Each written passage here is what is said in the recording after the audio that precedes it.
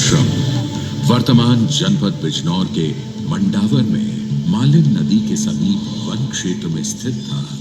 आगे चलकर इसी शकुंतला का पौरव शासक राजा दुष्यंत से विवाह हुआ।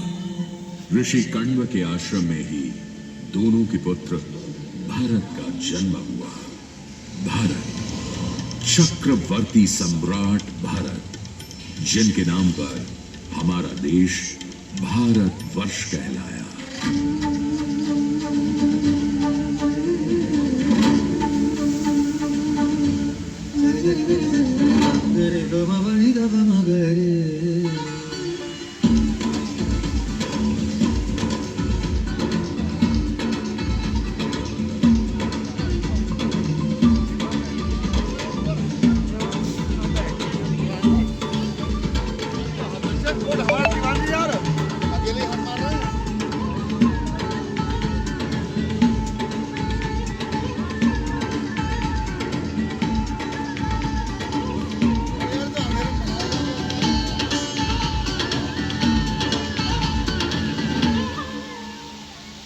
चक्रवर्ती सम्राट भारत के साथ साथ उनके वंशजों की कई कड़ियां भी मुरादाबाद मंडल के विभिन्न क्षेत्रों से जुड़ती हैं।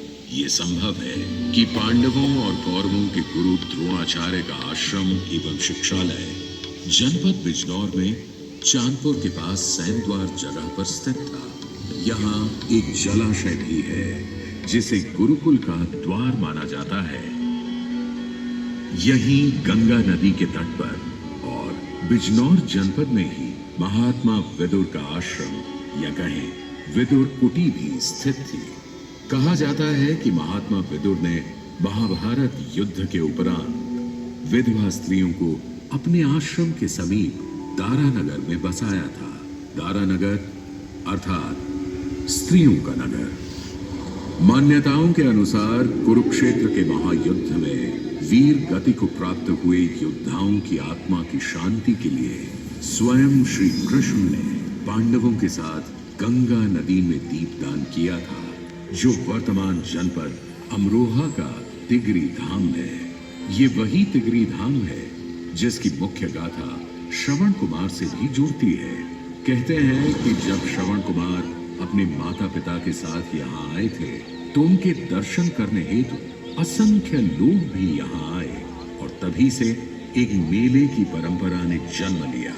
उत्तर प्रदेश में 52 कुंभ मेले के बाद तिगरी धाम मेला ही सबसे बड़ा मेला माना जाता है, जिसकी मान्यताएं एवं परंपराएं कुंभ मेले के ही समान हैं।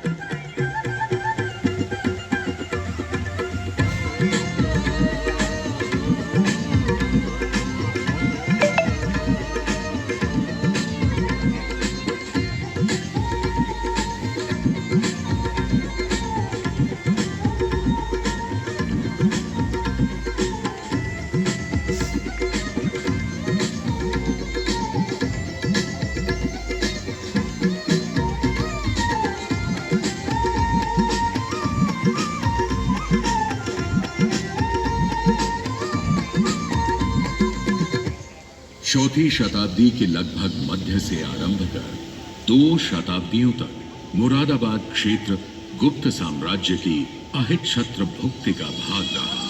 पूर्व में राजा प्रशद के संपूर्ण पांचाल की राजधानी अहिच्छत्र था, जो आज के समय में जनपद बरेली में स्थित है। सम्राट हर्ष के समय में भी यह अहिच्छत्र भुक्ति अस्तित्व में थी। इसी समय चीनी यात्री शुएनसांग ने भारत की यात्रा की, जिसमें उन्होंने अपने यात्रा विवरण में